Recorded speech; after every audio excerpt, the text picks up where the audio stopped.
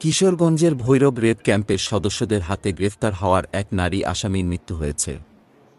বৃহস্পতিবার রাতে মহিলাকে নান্দাইল থানা এলাকা থেকে ভৈরব রেপ ক্যাম্পের হাজতখানায় নিয়ে আসে।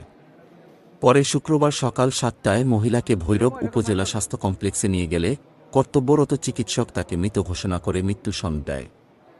তবে কর্তব্যরত চিকিৎসক মৃত্যুর কোনো কারণ লিখেনি, শুধু মৃত অবস্থায় হাসপাতালে আনা হয়েছে বলে মৃত্যুর সনদে উল্লেখ করা হয়। তাই মৃত্যুর কারণ নিয়ে রহস্যের সৃষ্টি হয়েছে সাধারণ মানুষের মাঝে। নিহত নারী আসামির নাম সুরাইয়া খাতুন, তার বয়স 52। তিনি ময়মনসিংহের নান্দাইল উপজেলার বরুণাকান্দা চণ্ডীপাশা গ্রামের আজিজুল হকের স্ত্রী। তবে সকাল থেকে সন্ধ্যা পর্যন্ত হাসপাতালে গণমাধ্যম কর্মীরা অপেক্ষা করার পরও রেবের পক্ষে অফিসিয়ালি কোনো বক্তব্য দিতে রাজি হয়নি ভৈরব ক্যাম্পের কমান্ডার লেফটেন্যান্ট ফাহিম ফয়সাল। তিনি শুধু এতটুকু নিশ্চিত করেন, অসুস্থ অবস্থায় সুরাইয়া বেগমকে উপজেলা স্বাস্থ্য কমপ্লেক্সে নেওয়ার পথিমধ্যে তার মৃত্যু হয়েছে। রেবের ঊর্ধ্বতন কর্তৃপক্ষের অনুমতি ছাড়া তারা কোনো তথ্য দিতে রাজি হননি এবং কোনো সংবাদকর্মীকে হাসপাতালে থাকা লাশের ছবি তুলতে দেয়নি রেব। সকাল 7টা থেকে সন্ধ্যা 7টা পর্যন্ত হাসপাতালে নিহতের মরদেহ পড়ে থাকতে দেখা যায়। এর কিছুক্ষণ পর সোয়া 7টার দিকে হাসপাতালে আসেন কিশোরগঞ্জের সহকারী কমিশনার নির্বাহী ম্যাজিস্ট্রেট ইসরাত জাহান। পরে নির্বাহী ম্যাজিস্ট্রেটের উপস্থিতিতে নিহত নারীর সুরতহাল রিপোর্ট তৈরি করে কিশোরগঞ্জ মর্গে পাঠানো হয়। আজ সকাল 7টার সময় উপজেলা স্বাস্থ্য কমপ্লেক্স ভৈরবের জরুরি বিভাগে একজন র্যাবের সদস্য একজন রোগী নিয়ে আসেন, সুরাইয়া নামে, 52 বছর বয়স।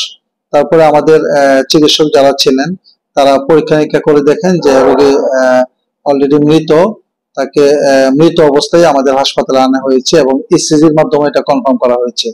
পরবর্তীতে আমাদের অফিসার ইনচার্জ ভৈরব বরাবর আমরা একটা চিঠি দিয়েছি এবং এই চিঠির পরিপ্রেক্ষিতে এটা পরবর্তীতে সৌরত হালত এবং আমাদের কিশোরগঞ্জে পোস্টমর্টমের ব্যবস্থা করা হবে।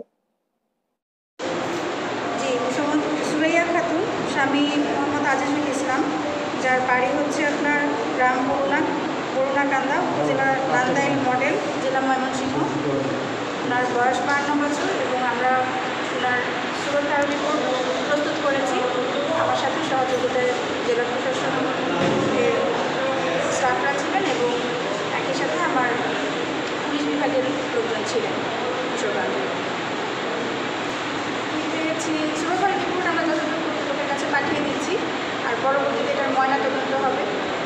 ময়নাতদন্ত সব কিছু আপনারা পরবর্তী সময়ে জানতে পারবেন। এটা এখন আসলে আমাদের স্বার্থে আমাদের অফিসিয়াল ডেভেলপমেন্ট ডিসক্লোজ করার নিয়ম নাই। এটা আমরা আমাদের রিপোর্টটা যথাযথ কর্তৃপক্ষের কাছে পাঠিয়ে দিব। (01711)